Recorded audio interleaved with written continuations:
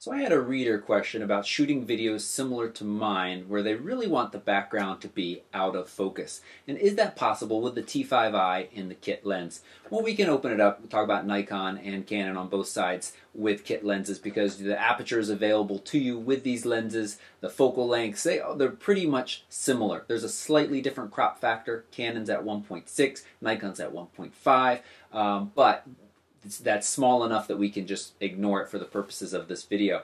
And the question was, can we get a blurry or a soft out of focus background with the kit lens at about a distance of 10 feet? I got the camera right now about 10 feet away from me, maybe a little bit, yeah, about 10. I moved it a little bit further back after I measured. It was originally at 9. And I'm shooting at a focal length of about 50, kind of waist up. I'm looking at my DSLR monitor here using DSLR controller, the Android app. Love this app.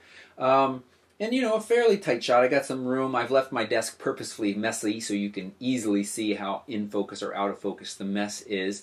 And you can see that at this focal length, it is not out of focus. I wouldn't call it sharp, but it's certainly not out of focus. What do you need to do? Well, you have a couple of options. One is you can move the camera closer to your subject. The closer it is, the shallower your depth of field becomes. So let's go ahead and try that first. Whoa, you're very close now.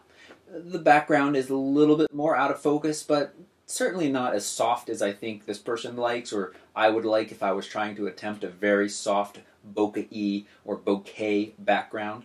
And the issue here is just being at f5. We are just limited with that f5 maximum aperture at this focal length. So, what's your next option? Well, down here, I've got two options. The 40, 2.8, let's throw this on in a second, and the 50-1.4. We'll shoot it at 1.8 and 1.4 to see if there's any kind of difference with that. And, you know, I did that example a few videos ago.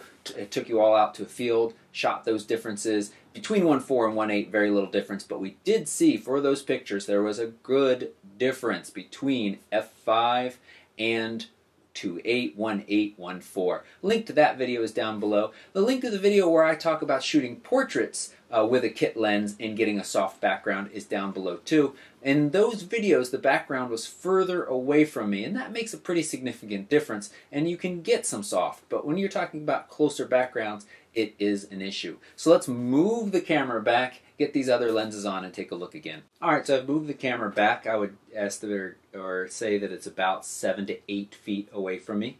And I have the 50-1.4 on, but I'm still shooting at f5, so there's no real change in the background.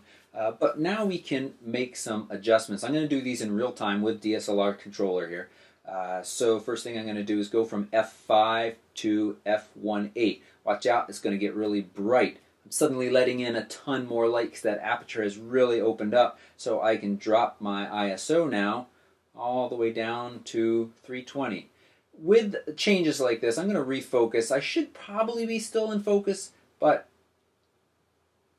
yeah, I don't see any real change. So there's a lot of reasons to love primes. I've said that before. One is I just was able to go from ISO 2000 to ISO 320 by putting on a prime lens. Really significant difference there, and you should see the difference in quality. I can even see it on this little monitor. So still shooting at 1/50th of a second. How's the background look? I would say that it's a little crooked. I'll fix that in post. But it is certainly softer at f1.8. I skipped over the 40 for now, just to keep this video short, but I'll throw it in on the end. You can keep watching if you'd like to see that. Let's go down to f1.4. And that means that I can decrease my ISO a little bit more too. I'm now down to ISO 200. And here we are, 50-1.4, starting to get fairly soft back there. And another thing that I can do, and I'll do this in just a second, is I'll move forward away from the background so we can see it get even a little bit softer. So fairly significant difference between, obviously, well, maybe not obviously until you saw this video, f5 and f1.8, 2.8, f4. Those really open up those and give you much shallower depth of field, allowing you to blur your background. So let's try it now where I move closer to the camera. Alright, so I've moved the camera further back. I've moved myself closer to the camera, which moved me away from the background. I'm about 3.5 feet away from the camera. Background's about 3 feet behind me. And at f1.4, you can see that that background now is a good bit out of focus. Pretty soft. You can still make things out, but it is much softer than it was when I was right up against it. And of course, it's obviously much softer than I was when shooting at f5. For fun, I'll throw on the 40 now. But this is the point where you can stop watching if you want, unless you want to see what the 40 looks like as well. It's not going to be a huge difference. I appreciate you watching. Please subscribe. That's a really easy way to thank me and support me for this work that I'm doing. There are a lot of other ways as well. Come over to the Facebook page, give that a like. And those actions are quite powerful in building up the community. We've got some really neat interactions with people on there. I really appreciate it. I answer questions, other folks answer questions, so there's just a lot of fun there. And there'll be a lot more fun coming up in the new year. It's very exciting stuff. So please subscribe, like the Facebook page, or follow me on Google+, which is wonderful as well, and I'll have lots more videos for you soon. Let's throw the 40 on now.